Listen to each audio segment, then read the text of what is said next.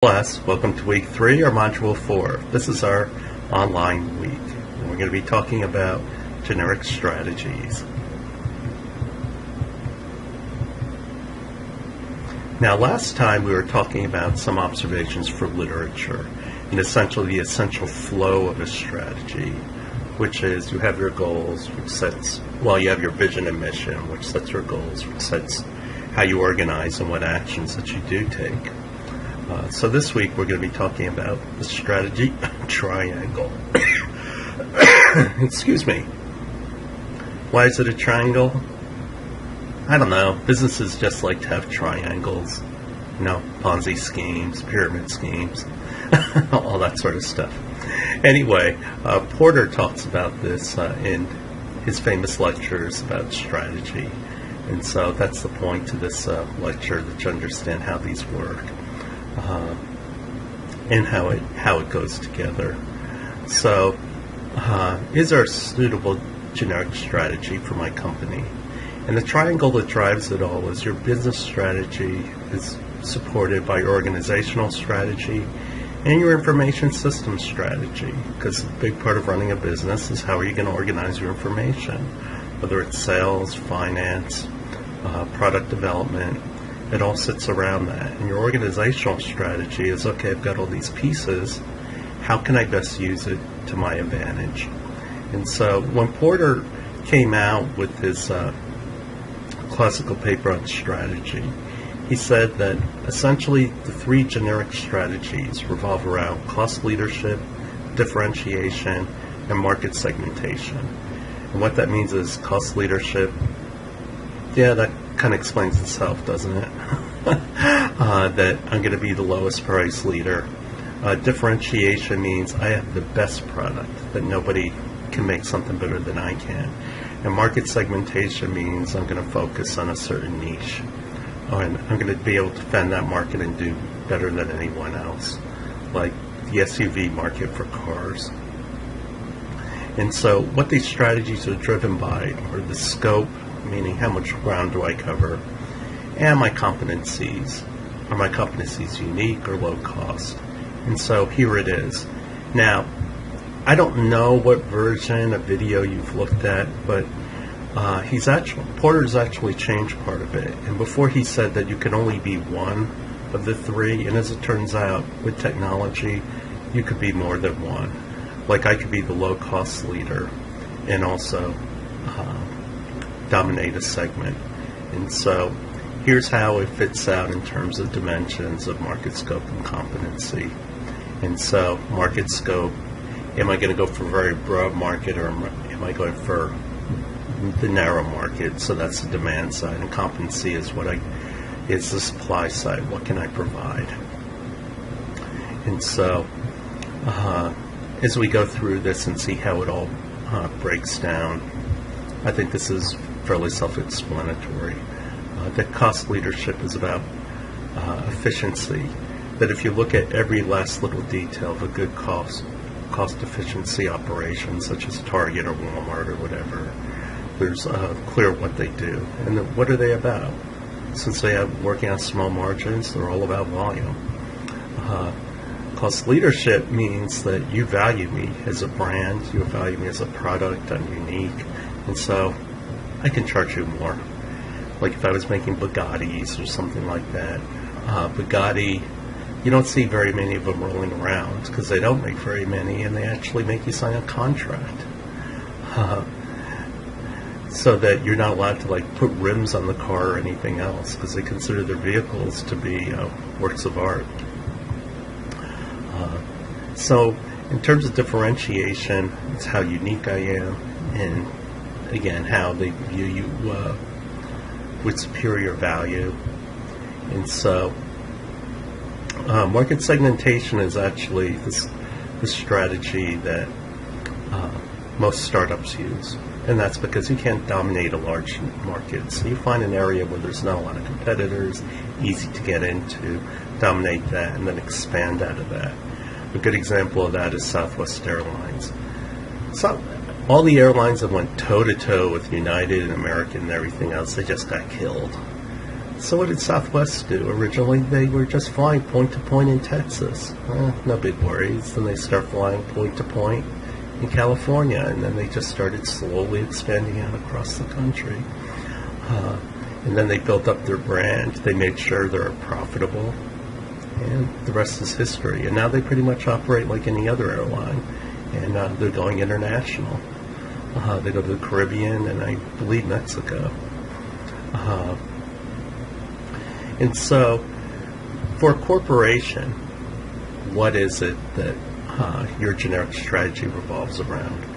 Well, it's either I'm in trouble and I need to make myself profitable again, or I'm doing really well and I want to grow and expand and become much bigger. And so in terms of growth strategies, these are the examples of things that people do. Vertical backwards, and so either I go forward or backwards. Vertical backwards integration means like, what vendors am I using to supply my business? And like, maybe I should buy them out or have my own divisions and basically do it myself. Forward integration means exactly the opposite. Going closer to the end product, what are the things that I need? Or I could just partner with other people, and that's what joint ventures are about. When I'm in trouble, what are my options? Like, do I restructure and turn it around? Do I get rid of it? Do I go bankruptcy, or do I just liquidate it for parts? In Silicon Valley, when when equipment companies go under, it's something to see. I mean, everybody and his cousin suddenly shows up, and then they start bidding and ripping the company to shreds. It is really amazing. But anyway, some examples are Ford, for example. In the 90s, they decided they need to refocus more on working on cars and worrying about their credit lines and things like that. And actually, during the great bailout of 2008, GM and all the other car companies took bailouts. Ford was the only major car company that did it. Ford said, we made ourselves vulnerable, we got ourselves into this mess, we will get ourselves out of this mess without having to depend on somebody else. So they sold off some divisions, and basically they're doing quite well. In terms of diversification, once you make a product, then you start looking at accessories, because as a product, what are you always looking for? You're looking for multiple revenue streams. Why? Because it gives you more options. If one thing isn't selling well, maybe something else is selling well, and so you always have cash flowing in. And the cell phone business is a good example of everybody diversifying.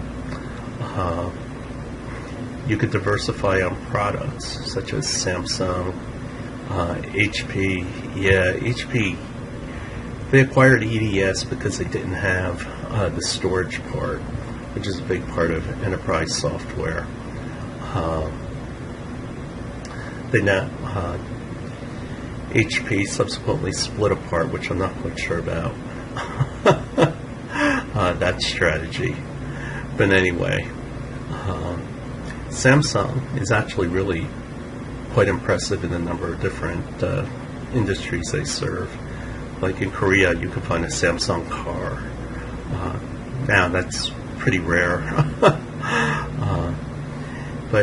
And actually, one company not noted here that I greatly respect is Nokia, and that's that Nokia actually started out in timber, and now today they're in enterprise equipment.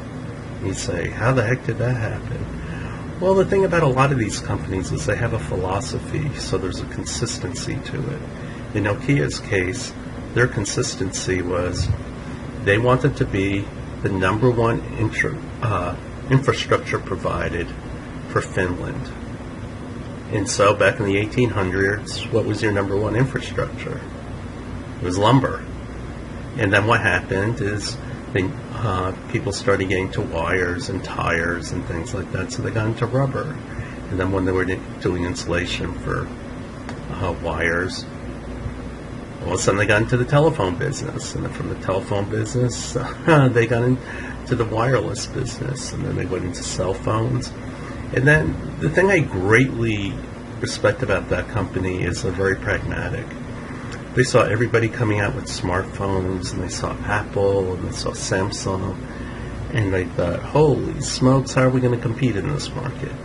I mean, you got the hip, cool guys out there. Well, what are we going to do? It's like, let's sell the company. And then the next part is, okay, what are we going to do with the cash? And the one thing they knew that was never going to change is data. There's always going to be demand for more and more data. So the better systems you can build, the better. So, we can go into the data business and compete against the old European companies like Philips or Siemens or somebody like that, these slow-moving dinosaurs, versus these really bright, quick-witty kids in Apple and Samsung. And then we can find some sucker like Microsoft who will pay us $10 billion for our business. Yeah, that sounds good. And so they continue to go on and do well. Joint ventures are really, really tricky. And that's that unless you're really complementary and have no intention of doing what your partner's doing, you can create great synergy values, or you can get yourself in a lot of trouble. And so Hulu, for example, is a joint venture of NBC, Fox, and a bunch of other groups. And that's all our reruns and content, how can we squeeze more money out of it? And so that's how they got started.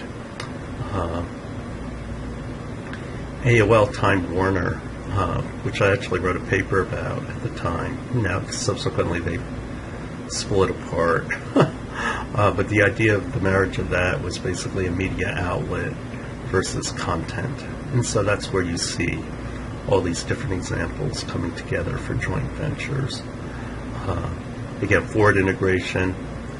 You look at the chain of how you make money. So I go buy my customers' businesses. Backward, I'm going after my suppliers or the things that I already don't have. Divestiture is about I decide to get rid of divisions, typically because I need the cash. And that's where a lot of corporations do a very bad job. Meaning they acquire businesses and then eventually they just let them go.